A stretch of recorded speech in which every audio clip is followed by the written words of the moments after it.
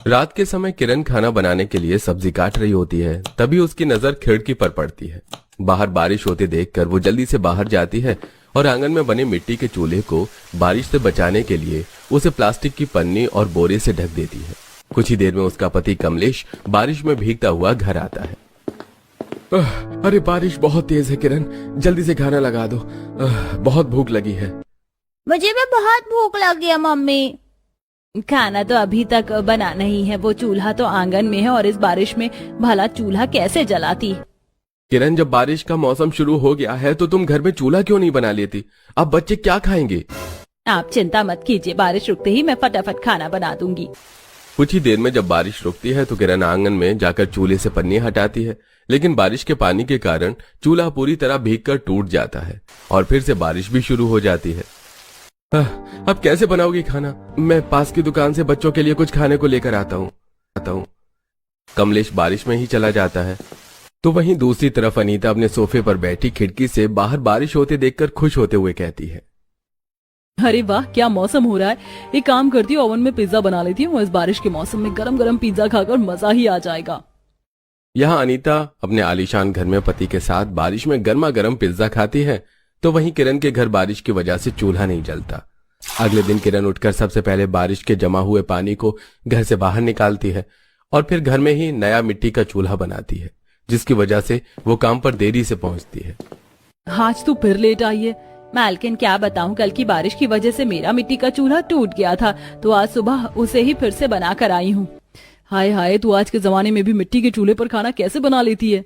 मालकिन, हम लोग गरीब लोग हैं, गैस सिलेंडर के पैसे नहीं तो मिट्टी के चूल्हे से ही काम चलाना पड़ता है। मुझसे तो गैस पर भी खाना नहीं बनता, इसीलिए मैं कल ही नया इलेक्ट्रिक चूल्हा और ओवन लेकर आई हूँ। जल्दी काम खत्म कर, फिर मेरे लिए कुछ अच्छा सा खाने को बना देना, मैं शॉपिंग से आकर खा लूंगी। अनीता नहाने के लिए वॉशरूम की तरफ चली जाती है तो वहीं किरण झाड़ू पोछा करने लगती है। कुछ ही देर में अनीता तैयार होकर बाहर चली जाती है। किरण रसोई में जाती है तो देखती है कि गैस की जगह इलेक्ट्रिक इंडक्शन और ओवन रखा होता है। मुझे तो ये सब चलाने ही नहीं आता, अब मैं खाना कैसे बनाऊं? कोशिश करके देखती हूँ, क्या पता चल जाए। किरण अपनी समझ के हिसाब से माइक्रोवेव को चलाने के लिए उसका प्लग निकालकर सारे बटन एक साथ दबा देती है, जिससे ओवन से अजीब सी आवाज आने लगती है, जिससे उसके पसीने छूटने लगते हैं। आधे घंटे बाद अनीता शॉपिंग करके अपने पति के साथ घर पहुंचती है तो किरण घबराई हुई बाहर आती है। क्या हो गया, खाना बना कि नहीं? मालकिन, वो रसोई में, आप चलिए। अनीता किरण के साथ रसोई में जाती है तो माइक्रोवेव में से आवाज अब भी आ रही होती है। तभी अनीता गुस्से में ओवन का प्लग निकाल देती है और उसे दोबारा चलाने की कोशिश करती है, लेकिन वो ऑन नहीं होता। तो अनीता गुस्से में आकर किरण को कहती है, अरे नास पीटी, क्या कर दिया तूने? तो ये तो ऑन भी नहीं हो रहा।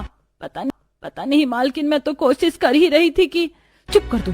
अरे पता भी है कितनी महंगी मशीन है ये, ऊपर से कल ही लेकर आई हूँ और आज तूने इसका बैंड बजा दिया। अब इसको ठीक कराने के पैसे क्या पेड़ से टपकेंगे? अनीता को इस तरह चिल्लाता देखकर अनीता का पति सौरभ रसोई में आता है और अनीता को शांत कराते हुए कहता है, तुम उस पर क्या चिल्ला रही हो? उसे इन चीजों की आदत नहीं है, तुम्हें इसका इस्तेमाल कैसे करना है ये बताना चाहिए था। वाह, आप मुझे ही सुना रहे हो? सही है, मेरी ही गलती है। मुझे ही सोचना चाहिए था कि ये चूल्हा फूकने वाली इलेक्ट्रिक चीजें कहाँ से चला पाएगी। मालकिन, मैंने जानबूझकर कुछ भी नहीं किया। कैसे भी किया हो, मेरा तो नुकसान हो गया ना। तुम क्यों इतना गुस्सा कर रही हो? मैं ठीक करवा दूंगा इसे। गुस्सा ना करूं तो क्या करूं?